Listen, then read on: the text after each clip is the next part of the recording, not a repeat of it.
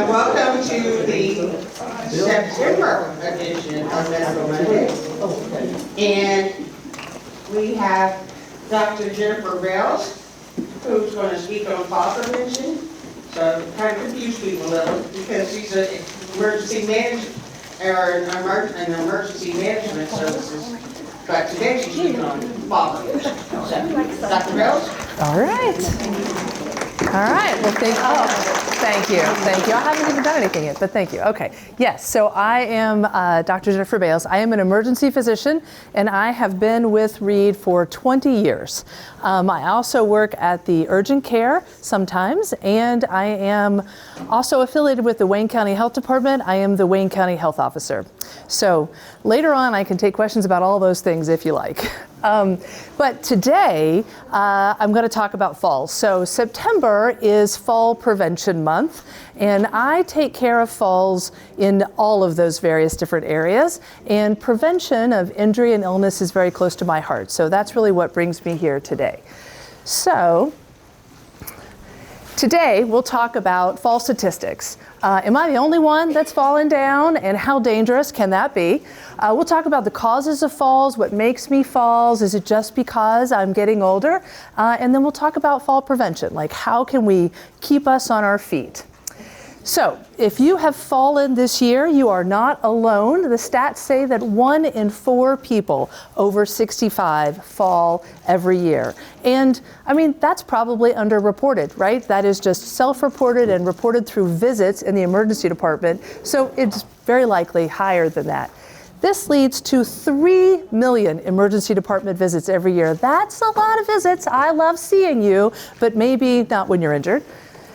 It leads to over 800,000 hospitalizations a year from very serious injury. 1 in 5 falls results from something considered very, very serious, and that leads to greater than 35,000 deaths a year, which is why this is so important to talk about. So what happens to me when I fall? So we'll talk about all of this: broken bones, head injuries, sprains and strains, and anxiety, but we're going to start with broken bones. Now, in the ER, when I go in and tell somebody that they have a fracture, they're like, oh, so it's not broken. It's kind of the same thing, right? Broken bones is the lay term for the medical term of fracture, so same thing. We see rib fractures, wrist fractures, pelvic, ankle, spine fractures, all of those. I'm going to dive in a little bit more into hip fractures because that's such an important part of what happens to people when they fall. 95% of hip fractures are just from falling sideways. So some quick facts about hip fracture. Women account for 80% of hip fractures. There's a lot of women in this room. So you all think about that, it's important. Almost all are over the age of 65 and the average age is 80. This leads to an increased mortality over the next year just from the hip fracture of 15%. So that's really, really significant. And about half of these people will never walk independently again. And that's a really, really big deal. And these are almost always surgical. Now, there are some exceptions, but basically it comes down to if you don't fix the hip fracture, then you don't walk again. And if you don't ever walk again, then your risk for mortality is even higher than that 15%. So that's not an acceptable outcome. So you think about older folks falling, hurting themselves, getting a fracture, and then having to have surgery, even when maybe they're not the best candidate for surgery and other elective surgeries have not been considered. This would be a special circumstance, and so it's a pretty big deal.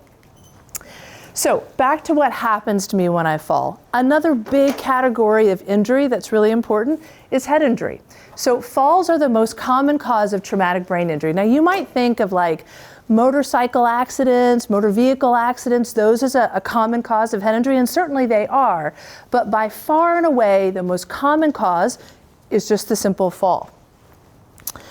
So the elderly are at increased risk for traumatic brain injury. So let's just take a second to talk about why. The first thing is the dura mater. Well, what the heck is that, right? So the dura mater is these membranes, these tissues that are around your brain. And as you age, as you get older, they just get less flexible, less stretchy. So when you fall down and things are moving in there, they're pulling, your blood vessels are pulling against those tissues, and they're just more likely to tear. There's also atrophy. So atrophy is just the idea that things shrink, and our brains shrink as we get older. When you're a baby, that skull is full of brain. It's so full. But as you get older, right from that moment that you're born all the way to the end, it just shrinks a little bit. This is an MRI here. And on this side over here, this is a 42-year-old, and on that side you have an 82-year-old. And those are both completely normal. Those are normal MRIs. The white is the brain, right? So you see here, there's lots of white here in this 42-year-old. The black is fluid. That's what the brain sits in. It's just cushioned by the fluid. And in an 82-year-old, you got more fluid. So then when you fall down, things have further to move, right? So that brain is jostling in there more than it was at 42, and certainly more than it did when you were a baby. So that extra movement puts you at risk. And then there are the blood thinners. Now, blood thinners are very good medications that prevent a lot of really terrible illness, and a lot of people need them for a lot of really good reasons. But they do put you at risk when you fall or you have any kind of injury. You all know, like if you're on a blood thinner, you get those bruises, it just, I don't know, they just show up on you, right? Or you cut yourself and it's really hard to get that to stop. Well, the same thing can happen in your brain if you fall down and you're on a blood thinner. So while they may be very important medications and you may very well need to be on them, they do put you at risk for traumatic brain injury when you fall. So now back to sprains, strains, and contusions. Now, if you think back to when you were 15, right? You fell down, maybe you sprained your ankle, you're probably back at track practice or the soccer game the very next day, not even missing a step, right? You just keep on going. But as we get older, it just takes more time to heal. I mean, honestly, you can sprain something. I woke up the other day and my neck hurt. Like I injured myself in my sleep, right? That's when you know that you really started to age up, when you could injure yourself just sleeping. But then it takes a while to get over that, right? You have to recover, and it takes a lot longer when you get older. So while it may just be a sprain or a strain or a contusion, which just means a bruise, right? Then it just is longer to recover. And if it gets you off your feet and keep you from doing your activities, that leads to more problems. And that brings us to the anxiety of falling again. And we call this the fall cycle. So it starts with a fall, and then you have the increased fear of falling. Maybe you fell and you broke your hip and you had to come see me in the ER, and I was super nice and that was good. But then you had to be admitted, you had to go to the hospital, you had to go to rehab. It took a long time, it was very painful, and now you're scared. You're scared of falling again, right? There's that anxiety about it, right? And then that might lead to decreased physical activity. Maybe you fell in the garden. That's what you like to do. You were out there gardening, you fell down.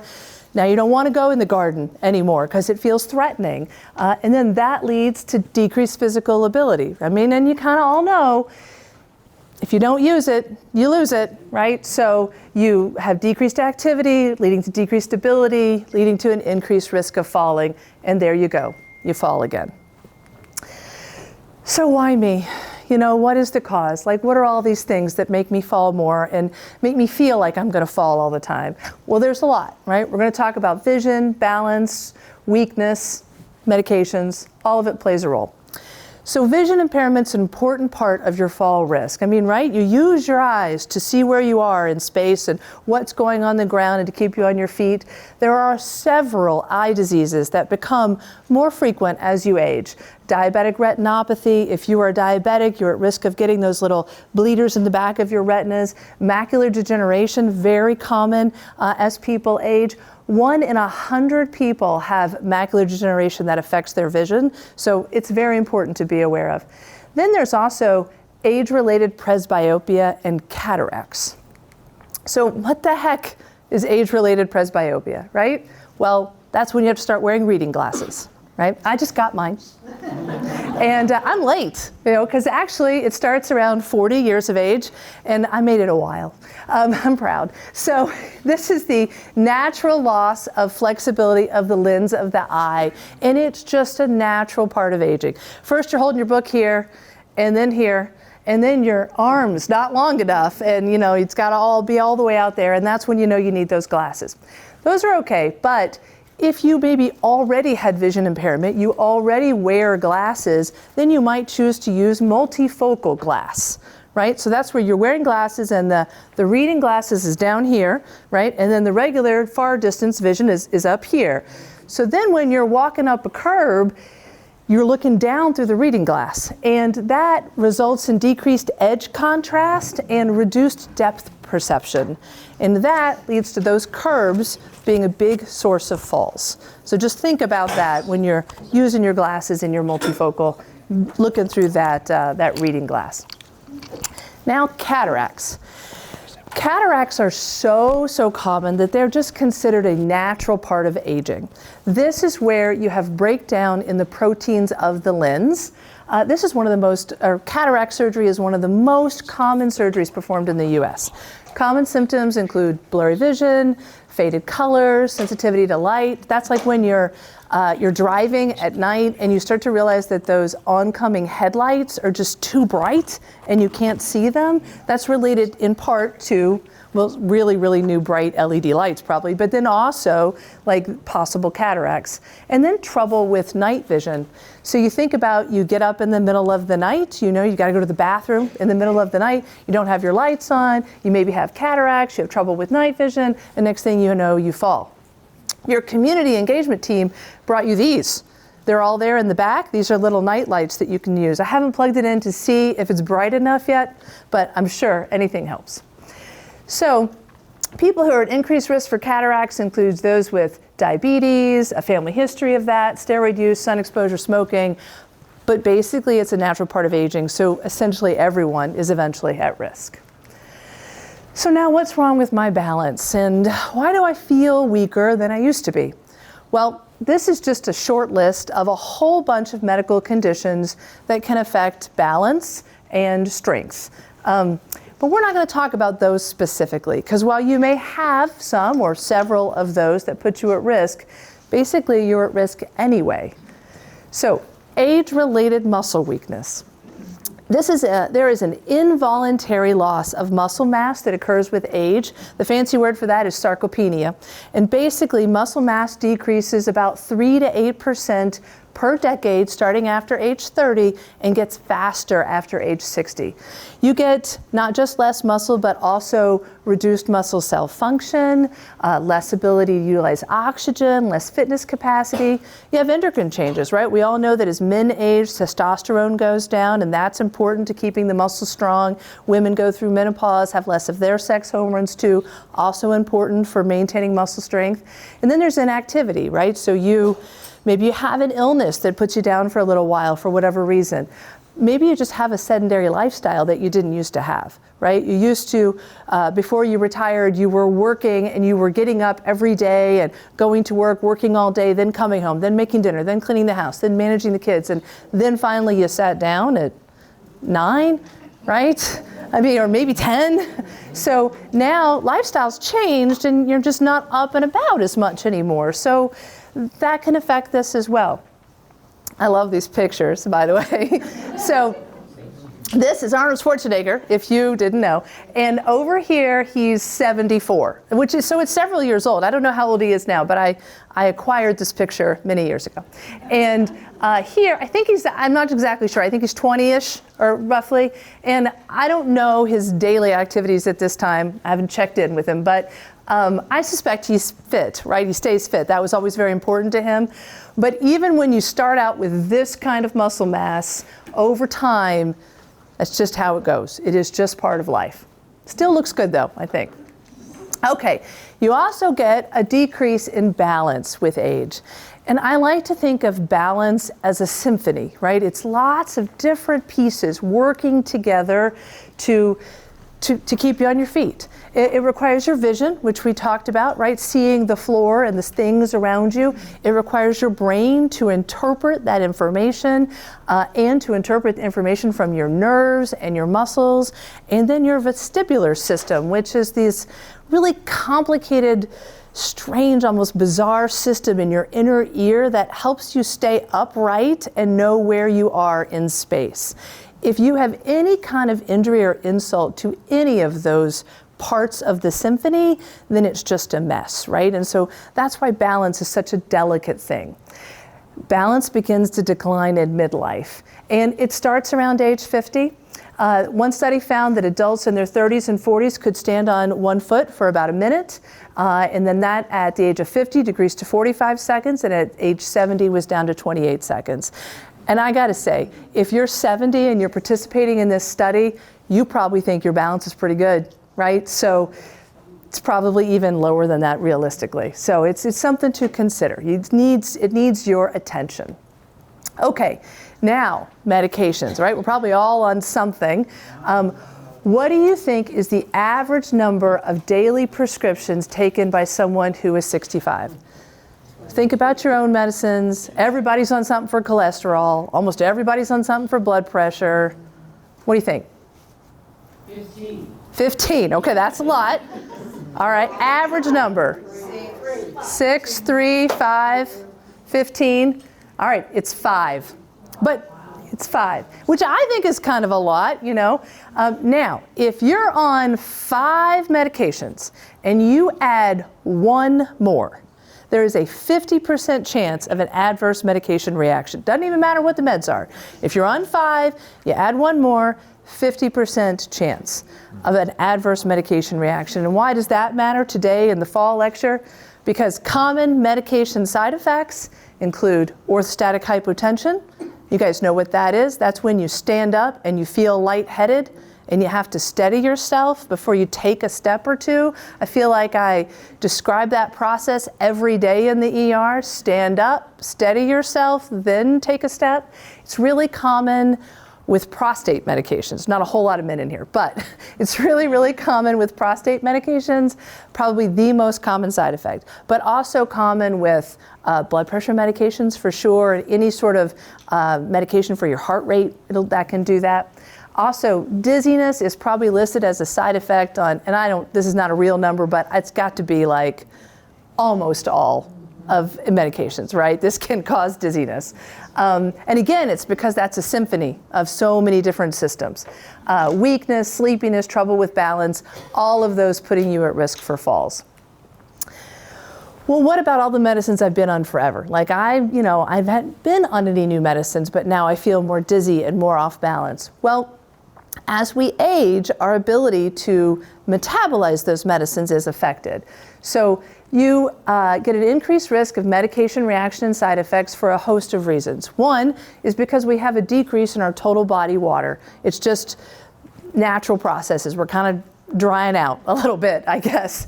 And that leads to a decrease in blood flow to the liver and the kidneys. And the liver and the kidneys are where you metabolize all of these medicines. You also have decreased lean body mass. We talked about that with the muscle wasting that occurs. Medicines are sometimes stored or distributed through your muscles. And so if you have less of that, you have less places to put it. And then we have a reduced P450 metabolism. So that's a system in the liver that it doesn't metabolize all drugs, but it's really, really common. And so a lot of them are metabolized to that system, and it just degrades with time. So even if you've been on a medicine forever and you've had no changes in your medicine, as you age, you may still develop side effects because it's like you've had a dose change, even though you really haven't had a dose change from the outside. Your body just isn't using it like it used to. So, medications that put you at risk, I won't read you this list, but it's a lot of meds. I mean, anything for seizures or blood pressures or heart rates or anything neurologic at all, anything for anxiety, depression, sleep medications, those are the worst. I tell you, like it's so hard because insomnia is so hard too, but sleep medicines, it's like you take a medicine, you go to sleep, but then you still have to get up to go to the bathroom, or you wake up that first thing in the morning and you're just off balance, but you've really got to get there, and that just leads to a lot of falls. Some alternate medications too can have those effects, and then the over-the-counter meds. Cold medicines are probably the worst, and oh my gosh, flu season's coming. So let me just tell you right now, don't take anything. Nobody in this room should take anything that says DM on it, right? So you could take maybe Mucinex, because that's guanefacine, it just thins your mucus, and Tylenol is probably okay, most people. But all those other big cold preps, right, they have dextromethorphan in them, and that's what the DM stands for. And it's just bad. It makes you dizzy, it makes you lightheaded, it makes you weak, it makes you confused, it can cause you to see things, it can interact with all these other drugs, and it just doesn't work. So I'm probably gonna get a nasty gram from the pharmaceutical company, but it's just not meant for us. Just don't do it. So now, who is at increased risk of injuries for falls? Now, we discussed that we're all constantly at increased injury, but you are particularly at increased risk if you have bone disease, if you have vitamin D deficiency or osteoporosis. That puts you at increased risk for fracture or broken bones if you fall down. Also, blood thinner use, we talked about that and how that extra space in the brain and the inflexibility of those membranes puts you at increased risk for bleeding, and then you add a blood thinner on top of it so you bleed even more. People living alone are also at increased risk, and I think that's for multiple reasons. One is probably they just don't have the support they need to get things done, and so they do things that they maybe know they shouldn't be doing, climbing up on a ladder, or pushing themselves too hard. And then also there's that time when you fall and you don't have a way to get help, and then we call that a prolonged downtime. So if you're down and you can't move, maybe you're trapped or you're injured, you've broken your hips, you can't get up and you can't roll over, there's increased pressure on the muscles from being still like that. And then those muscles start to break down. They release this protein called myoglobin. That myoglobin gets filtered out by your kidneys. It clogs up your kidneys, and then that leads to kidney failure. And then all that, both the kidney failure and the muscle breakdown, leads to a potassium problem. And that big process is called rhabdomyolysis, and that is bad. So being down for a prolonged time. So if you do live alone, you do need to have a plan for how to call for help. Like, every time I find my mother's phone sitting more than 20 feet away from her, she hears it from me, she hears it from me. So also advancing age. As we talked about all those things that develop with time, certainly as you get older, they just compound. So advancing age is also a risk. Now, after all that good news, right? That's good stuff. Way to lighten the mood. Okay, so how can we keep us on our feet? That's what we want to do. We want to stay on our feet. We want to stay independent. We want to be having a good time. So just get a yearly eye exam, right? If you're over 65, optimize your vision. Make sure you keep your prescription updated. That's important. That's valid. Evaluate for age-related vision loss so that if you develop something, you're staying on top of it. And of course, monitor new disease. Fitness for fall prevention. So I love this. Medical fitness classes. Reid has a couple. I know they have a boxing class. My mother attends that. She loves it. It started out as like rock steady boxing for Parkinson's or something like that, and that it's great for Parkinson's, but you can use it for just general fitness as well. So it's good stuff. And then I believe there is a specific fall prevention fitness class. Rehabilitation services like at rehab, if you're having trouble with balance or a specific area of weakness, maybe you had an old stroke and that's left you with some weakness in a leg or something, PT, physical therapy, can really help with those specific areas, and they have programs specifically for balance as well. And then strengthening at home. So I'm going to show you that here in a second, a chair raise exercise. And then it's been suggested that the best way to improve balance for older folks is with Tai Chi. So this is a diagram, I guess, about a chair raise exercise. And this was on the table back there, so you could take this with you. But this is a way that you can strengthen yourself and keep yourself on your feet that's totally free, and you don't have to leave the house, and it'll take less than 5 minutes, so there's basically no excuses. Okay, so you sit in a chair, not one of these actually though, because these don't have rails, right? You need arms on the chair. And then you sit down, and you put your hands on the rail, but don't push yourself up with it if you can, right? You want it there for stability in case you get tired doing the repetitions, but you want to use your legs to get up, not your arms. That's the goal. So you do that 10 or 15 times, then you take a break and you do it again, because it is the repetition that builds the muscle. If you can't do it that many times, then start with 4 or 5. Build up, do whatever you can. Now, Tai Chi, I am not aware of any Tai Chi classes in Richmond. However, the AARP has... Oh, the Senior Center. I need to be updated. All right. Okay. So the Senior Center, the AARP also has some resources for this, and the world's pretty connected, so I'm sure you can find something on YouTube.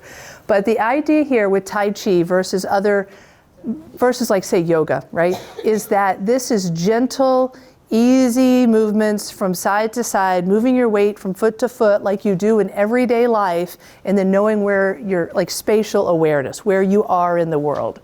So very good for balance, something to consider, and again, very easy. They look like they're having fun, right? Mm-hmm. Reid should do Tai Chi.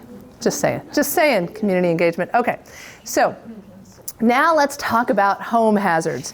I know some of you way in the back probably can't see this, and it is kind of small, but there are a lot of home hazards on this screen. Now, there are some fire hazards here. We're not going to talk about those, right? There's the broken fire detector there, smoke detector. There's this towel on the space heater. That's not a good idea. All these cords and the cigarettes. Okay, we'll leave that aside. But can anybody see any fall hazards? Okay. All the stuff, yes, the clutter on the floor. The steps. Look at all this junk on the steps. I know I do that though, right? I set the steps and the stuff on the steps, and I hope somebody's going to take it upstairs and nobody does. But okay, right, the stuff on the steps, the clutter on the floor. No railing. No railing. And the woman is coming down in slippers. Oh, good call. Good call. With no backs, right? Yeah. Yeah. That's not going to help you if you start to fall backwards, like right out of those shoes. Yep. The rug. The rug. Yeah. Look how the edge is up, right? Can't you see like the toe right under the rug? Yeah, that's no good. And a cat. Cords on the floor. Look at that little, yeah, that cat, naughty cat. Mm-hmm. Okay, that's good, guys. So, community engagement over here brought you Healthy Home here. I made that up. I don't know what it's called, but it's a checkbox.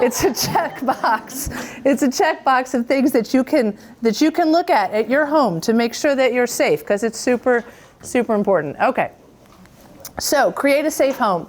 The bathroom, I'm telling you, I have no data to back this up, but I think that a whole bunch of falls, the majority of falls occur in the bathroom. That is such a dangerous place. Maybe just because we have to go so many times a day, I don't know. But you got to be careful because it's a tight spot. You can get stuck in between the toilet and the bathtub, and then in between the cabinets and behind the door. So it's a dangerous spot. So things that can be useful in there. You can install handles to help you in the shower or get up off the toilet. Not suction cup, right? Not safe. Don't do that. But properly installed handles. A raised toilet can be useful. So when you've got some of those low toilets, right, and you're not feeling well and you're on the toilet, when you go to get up, it's just harder. It's harder if you're lower. And then sometimes you just can't. You can't get up, and then that leads to a fall. So just a few, and just like regular Menards, Lowe's, whatever, they have raised toilets. Those can be very useful. And then the water on the floor, so a flat, like non-slip mat, not a curled up rug, but like a non-stick mat to keep the floor dry for you. And then, the rest of the house is important too. So bright lighting, we talked about that a little bit with the risk of cataracts and nighttime walking. The rugs, I say just get rid of the rugs, right? Do you really need a rug? It's just so dangerous. And then enough space between the furniture, no clutter, safe transition, stair rails, all that kind of stuff.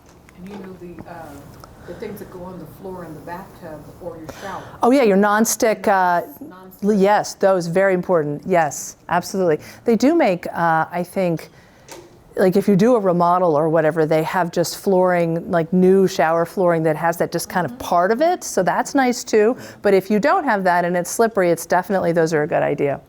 Okay, this is a read my mind game. Okay, so I'm an ER doc, so it's dark in there. So most dangerous thing in your home.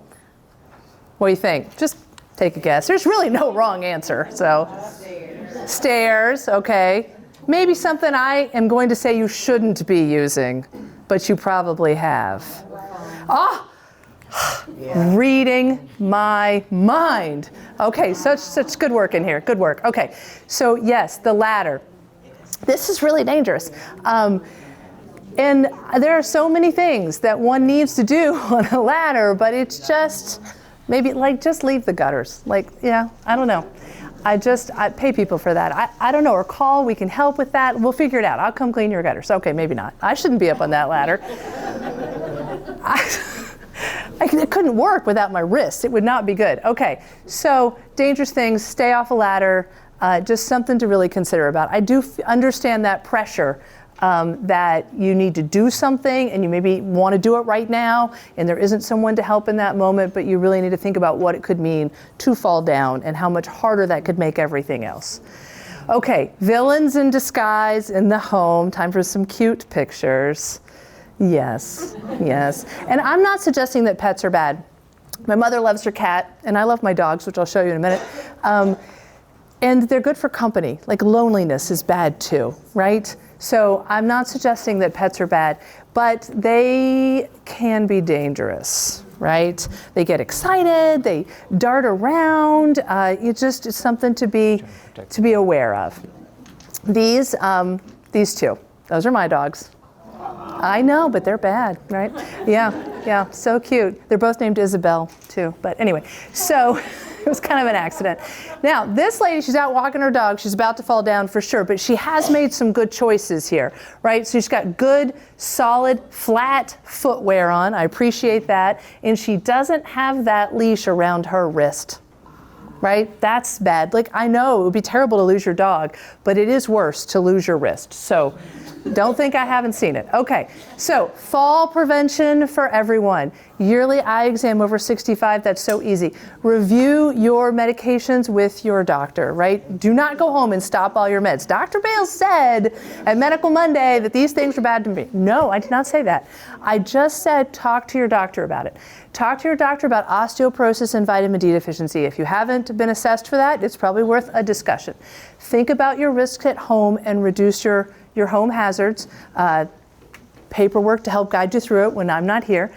Make your home safer, railings, raised toilets, grab bars, lighting, and commit to a strength and balance exercise program. Even if you don't want to come to Reid or go to the senior center or the YMCA has something too, you can just do this. Like there's something to do. And I forgot to show you this, but I stole a prop from your table. This is an alternative to a ladder.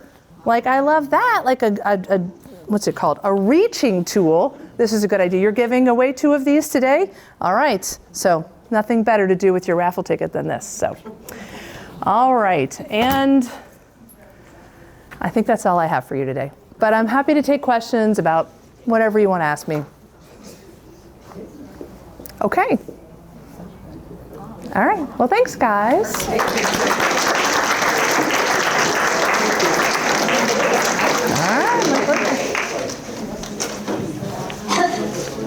Okay, and up next for our spotlight, community spotlight, and I know Tim from Bridges for Life is passing around some reading material for you. All right, good afternoon. Can you hear me okay in the back? Yes. All right, very good. Again, my name is Tim Pierson. Nice to be with you. Thank you for a few minutes to talk with you a little bit about our work through Bridges for Life. So I'm glad to be here and glad to get introduced to you, but if I had my way, what I would love to happen is for you to meet a few different individuals that we've worked with. I'd love for you to meet a girl that comes to mind by the name of Lindsay. who's 40 years old, and she and her 11-year-old daughter who has autism, they were fleeing from domestic violence from another community, a nearby community, fleeing from a very, very abusive husband, and had came to Richmond and could not find their way. He covered all of their financial expenses and took care of all the money, and he locked all of that stuff down. So when she came here with her daughter, they had nowhere to go, ended up kind of staying in a car for a while and in a motel for a while. I'd love to introduce you to a guy by the name of Elliot, who is 50, he's now 54, but he was 50 when we met him. And Elliot was a truck driver, and he had a very, very severe accident, which caused him to need to be put on disability, which took several months for him to get approved for that. And so he spent several months, once he became homeless, he couldn't keep up his house payment, became homeless and began living in his car. Many of you may have saw him around town a couple years ago. He lived out in the reservoir by the dog park because he had 2 dogs, and lived out there for almost 6 months, one whole winter that he lived out there in his vehicle. I could go on and on. I'd like you to meet a lady by the name of Elizabeth, who suffered from very, very severe mental health conditions. She was an undiagnosed at the time, had schizophrenia, had bipolar disorder, and she was a very difficult person for others to interact with. And she lived with a friend for many, many years in another state, and it just didn't work out. They threw her out, and she found her way to Richmond and lived in her vehicle for literally about 8 months. People and individuals like that, those were the type of people I'd like for you to meet so that you could really understand and appreciate why the type of work that we do is very, very necessary. A lot of the folks that are in the homeless population or that are in addiction, those are the 2 main groups we work with. A lot of those individuals find themselves very, very much trapped. It's not always an easy path out of those 2 situations. There is a small amount of the population that are homeless or that are in addiction that really are just not interested in any level of help at this point. They just want to be there and be left alone to their misery and just do what they want to do. But that is a small, single-digit percentage of that population. Most of those individuals are looking for help and are looking for a way out and would very much appreciate a different life than what they have. But to get there is very challenging for them, particularly when they're absent of what most of them are absent with, which is healthy supports and good people in their life to help them navigate through it. Many of these individuals, all of those I described to you, they had no support system, had no family to help them. The bridges had been burned or the people had died off, and they just are stuck and they're trapped in this situation. And that's where our organization tries to come in to help. We want to help as many as we can, but we really try to zero in on those individuals that are really, really stuck and need help getting out. This visual that's on your screen, and I hand out some handouts here too, just kind of has a point of reference. But that is what our agency does. That's what Bridges for Life is about, is to try to find those individuals. First of all, we have to connect with them. So for us, we kind of visualize it like a big funnel. So at the very top of the funnel is just this plethora of individuals that we meet through all kinds of situations. So we do a lot of outreach ourselves, trying to identify and find people. We have great partnerships with Richmond Police Department, the County Sheriff, and Parks Department, and Code Enforcement, where they will run into people that are homeless or people that are living maybe in an abandoned house or people that are living in an encampment somewhere in the woods. They'll reach out to us so we can get in contact with those people right away. We just want to connect with people at any level. So our organization is kind of, for better or worse, is sort of a go-to for if you need something, call us, which is good. But that does give us a lot of calls, and not always the people that are even homeless or in addiction. Sometimes it's just, hey, I need help getting my rent paid, or I need help getting my light bill paid. And we don't really do that. That's not really our lane, just for the community in general. There's some other organizations that do some of that work. But the top of the funnel for us is just total contacts. To give you a little idea with the scope, this is a report for just the first 6 months of this year. So we have had 225 households that we've interacted with at some level or another. they've reached out to us or we've reached out to them, they went in the top of our list. And we're going to try to help through as much compassion as what we can and as much resource as we can, try to help anyone who reaches out to us, for sure. Or our organization, although we are not a church or a religious nonprofit, we're a faith-based group, and so we operate with heavy, heavy levels of compassion, are not going to turn anybody away. We're going to try to help everyone that we can or get them pointed in the right direction. So that's kind of the top of the funnel. The biggest catch for us is a program we call Dinner at the Lamp, which is a Friday night meal program that we do. So we are actually housed inside of the First Presbyterian Church building on North 10th Street, 100 North 10th. That's where our office is at. And then they have a really nice fellowship hall upstairs, about twice the size of this room, really, really huge space. So we do a community meal there every Friday at 6 o'clock. So we welcome everybody to come in. There's no cost, there's no documents they have to provide. They can just come in, get a really, really nice home-cooked meal.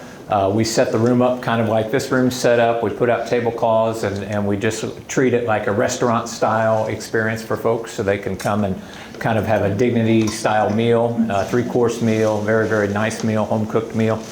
And so the Dinner at the Lamp program is an opportunity for us to connect with a larger group of the community. From there, then, we can begin to identify folks that are struggling with housing or are homeless, or those that are either in active addiction to drugs, or there may be an early recovery needing to find some supports with that. So those two groups represent the two groups we're really zeroing in on. All right. And I know I talk fast already, and when I got 10 minutes, I talk even faster. And you should see me go if I get going. So I'll slow down a little bit. But now, just to kind of tell you this, so the two programs we're really working with the most, or two individuals, are number one, those in recovery or in active addiction. So we have two programs that meet that need. One is called Recover Together, which is just that. It's assigning them an individual. In our case, it would be what would be called a peer recovery coach, someone who has had not only their own lived experience of being in addiction themselves, but they've also received training then on how to help navigate someone who's in addiction into recovery. So these are skillful individuals that can share their own life experiences and while at the same token helping people navigate through. So that would be called a recovery coach, and that's exactly what that program is. So to give you kind of an idea there, first 6 months of this year, we had 38 individuals that we interacted with directly that were in active addiction. And our goal was then to move them into a treatment program of some sort. So we had 12 so far this year. It's higher now, but 12 that have went into a treatment program. And we have about 80% completion rate on people that go to treatment programs if we're partnering alongside of them. So we're seeing some really great success with that. So that's the Recover Together. And then another program that supports those in recovery, it's kind of the bottom one of the funnel just because it's the smallest, but that's called Building Together. And that is a carpentry apprenticeship program. My partner in crime here at Bridges for Life is Jeff Holthouse. Some of you may know him, but he's had a carpentry business, remodeling business here in town for over 30 years. And he has a heart now for teaching individuals the building trades. And so we've acquired a few houses that the county gave to us, and they were just stripped down, condemned homes, basically, boarded up with the big yellow and green signs on them, said do not enter. They gave them to us, and so Jeff is teaching guys, men specifically, how to rehab homes and teaching them the carpentry trade. And it's really, really great. So we hire guys coming out of recovery programs. We pay them $12 an hour. They work 25 to 30 hours a week. And in this 6-month apprenticeship program, Jeff gets them equipped and ready. And if you ever have had, many of you probably have had Jeff Holthouse in your home. He is a tremendous carpenter, and he's a tremendous teacher too. So our last graduate, we've had 4 so far. Our last graduate, he graduated with us on Friday, went to work for Smerelli the very next Monday, which is a great builder here in town. And then we just had another one, the same deal. He graduated and went to work for Wiesenhunt. So a couple, they would have never been able to do that without that 6 months of training. So hats off to Jeff for that. So that program is continuing to keep growing and thriving. And then lastly, kind of the third one, or second from the bottom there, is the program we offer for those that are homeless. And we call that Operation Reconnect. And that is exactly what we're trying to do, is get these individuals that have been kind of, ostracized by the community at some level, and they're just out on their own and they're stuck. We're trying to help them get back reconnected. So that oftentimes means that we have to spend some time getting them connected to mental health support. That may mean that they need to seek drug treatment first, whatever the path is. But if I can conclude with some ending stories to those three that I mentioned. Lindsay, for example, that had the daughter that has autism and they were fleeing domestic violence. Over the course of 7 to 8 weeks is about what it took with our intervention. We helped to get her put up into a motel for a while to make sure they were safe. We helped to make sure that they had food. We helped Lindsay extensively with job search and building a resume and practicing interviewing skills, because she hadn't worked in years and years because he took care of everything. She finally secured a good job, found a good apartment. 7 weeks later, we had invested more than a couple $1,000s into her and her family's situation, because there was a lot to do there. And we had spent, this is the key piece, we had spent almost 20 hours with her during that 7 weeks. So lots of time investment as well as resources. Elliot, who was the driver that was disabled, once his disability finally kicked in, we was able to help him get a housing voucher and help him to find housing, which he ultimately got.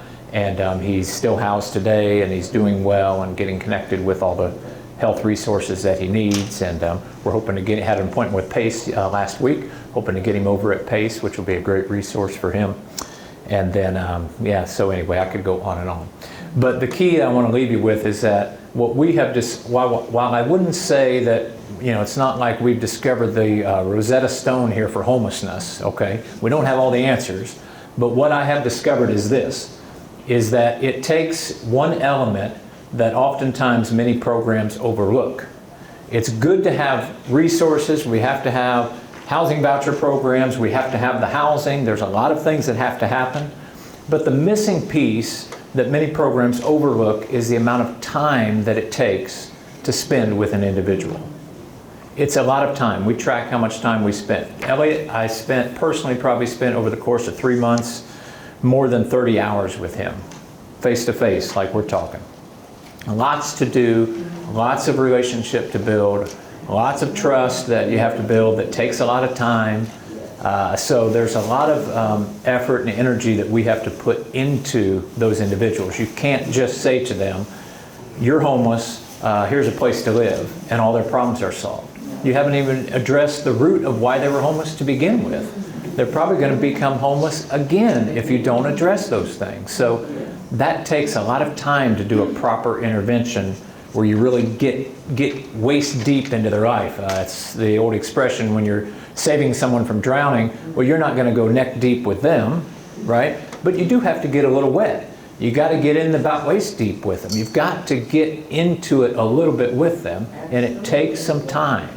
And so we would, for an average person that's homeless, that we bring out of homelessness, that is an average. We're going to spend an average of about $1,100. Is about what that will take financially.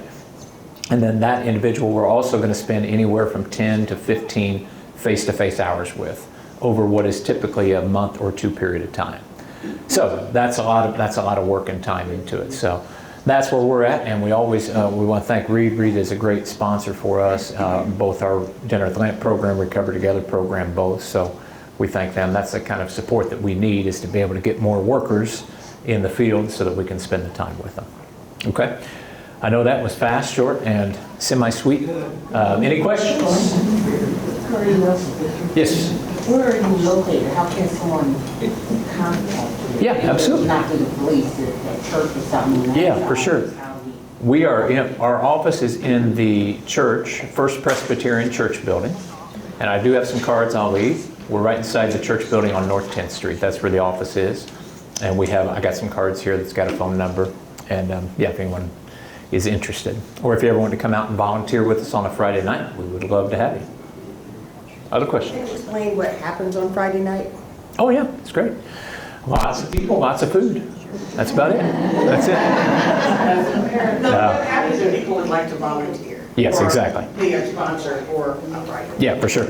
Yeah, if you ever wanted to volunteer on a Friday, we open the doors at 6, so volunteers would come at about 5:30. And generally speaking, by 7:30, we're pretty well cleaned up and done. So it's a short experience, wouldn't take a lot of your time. But when you come in, you're going to either be helping, you could be helping in the kitchen. We have a kitchen team that does all the cooking and stuff. You can help in that area. Or you can just be a server like you would expect a waiter or waitress to be and come out and just greet people and meet them. But yeah, we can find a spot for, even if you have some mobility issues and you can't walk around the tables all night long, we have a couple helpers that will kind of grab a chair at the door and just welcome people, greet people, or see them out. We could find a spot for you. We always have a lot of different groups that come out. Community engagement is with us this week, actually. I got my Fridays right, don't I, Katie? Yeah, so you guys are with us this Friday. They're going to be out helping us, so yeah, love to have you. All right, other questions? Thank you oh wait, one more in the back. How are you funded besides Reid? Yeah, just a great question. She said, how are we funded? So we are constantly looking for different types of grants and a variety of different opportunities. We're super fortunate here locally to get support not only from Reid Community Benefit, Wayne County Foundation, United Way, STEM Coach Line. I'm going to miss a couple if I try to say them all. We're working now, we've had one contract with the Indiana Department of Health, so we were able to kind of get on the state's radar a little bit to show some success. So that was a kind of a temporary grant, as they all are, I guess. But we want to continue to show success with what we're doing and hopefully get some larger state type grants. So, but yeah, lots of local support here and lots of individual donors and contributors as well. So, yes. If you aren't like referred or someone, some of those companies tell you about where people are, how would someone, like, I'm thinking of somebody in India who's just camped out someplace, how would they know to come to you or to come to that place? Yeah, exactly. Well, word of mouth would be the easiest answer. So just lots of, we try to ingrain ourselves, particularly in the homeless community, as much as possible. So, you know, Wayne County does not have a tent city, you know, like a larger city where they're mostly all congregated, but there are many people that are camped out in different parts of the woods. Lots of people in abandoned buildings, so we can't go in there. But otherwise, just as much outreach. And the Friday meal is really what puts us on the map with that population, because many of them come to the meal, so they know who we are from that. So, but yeah, otherwise, lots of outreach. Is the police aware that you're doing this and they can use you as a referral when they find people camped under a bridge? Yes, absolutely. Yeah, Richmond Police Department primarily, but also county sheriffs. Yeah, we have great partnership with them. They reach out to us very, very frequently. If they got a call to someone that was we had one a while back, someone was living in the storage unit out where the old putt golf course was, and they had built a bonfire in the back, and so they went out, and as opposed to just arrest them, because they may not really be doing anything wrong, they would call us frequently. So yeah, we try to arrive as fast as what we can respond to. So we're not an emergency crisis team, but we do our best. Yep, a good partnership there. Okay, anything else? Hey, oh, in the back. Yeah. Do you have any idea how many people are homeless in Wayne County or this area? Okay, she's asking about how many people are homeless. Really great question. It's a very difficult one to answer. Primarily it's difficult because the population is very transient. So the same individual that's not homeless today could be homeless tomorrow. Wayne County is one of, if not the highest county in the state for evictions. So we have mass evictions happening every week. So there'll be probably 30 people that are not homeless right now that will be homeless next Tuesday morning. So it's always going to change.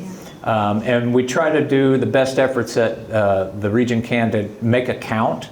But a safe number to tell you is that it's never going to be even imaginable that the number is anything less than about 300. I mean, this number here tells you that just our team alone, we only have 4 people working for us, This year, just in the first 6 months of this year, we interacted with 123 households that were homeless. That's more like about 160 people. So 123 households, just our small, just a few of us interacted with. And so, but if you kind of looked at it across the board, I think at any one point in time, there couldn't be less than 300 homeless people in any one point in time in Wayne County on a given day. There's just no way. So, but yeah, it's a tough one to count exactly because they move about a lot and all of that. Great question. All right, I'm going to have to give it back to Katie. Any final questions? All right, my card's here and glad to stick around and talk to anybody. Thank you so much for letting me be here.